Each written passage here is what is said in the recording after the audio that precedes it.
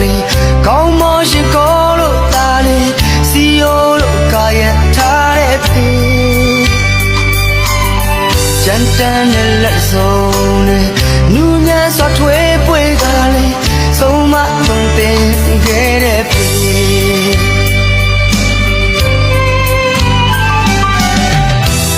ကြကောင်းတို့မျက်ရည်ရင်ထဲမှာအမျိုးတိတ်ထားအခက်ခဲတွေနဲ့ဘဝတိုက်ပွဲမှာပြုံးဝင်ပြခဲ့သူအဖေကိုယ်တကတမတွေထုံးနေတဲ့ကြောတွေဘဝရဲ့တရားတွေဘဝရဲ့တရားတွေအဖေသူရဲ့ကောင်းမှာအဖေမြင့်မြတ်ဆုံးဟာအဖေတို့ရဲ့ဖြစ်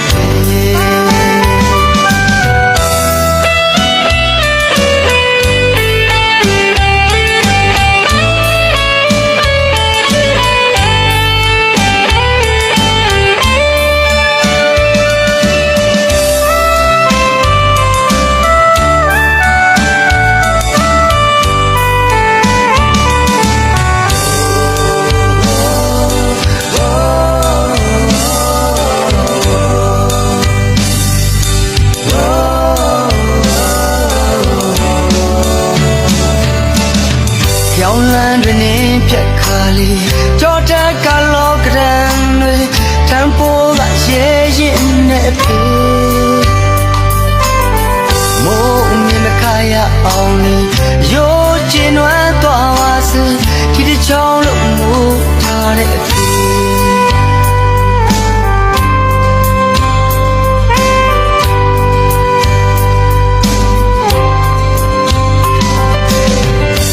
ကနေမြဲရက်ခါလေးကောင်းမရှိကောလို့တာလေးစီယိုလို့ကာယထားတဲ့ဖေ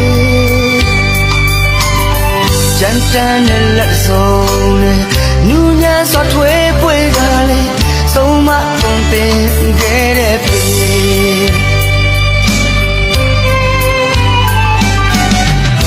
ကြကောင်းတို့မျက်ရည်ရင်ထဲမှာအမျိုးတိတ်ထားအခက်ခဲတွေနဲ့ဘဝတိုက်ပွဲမှာ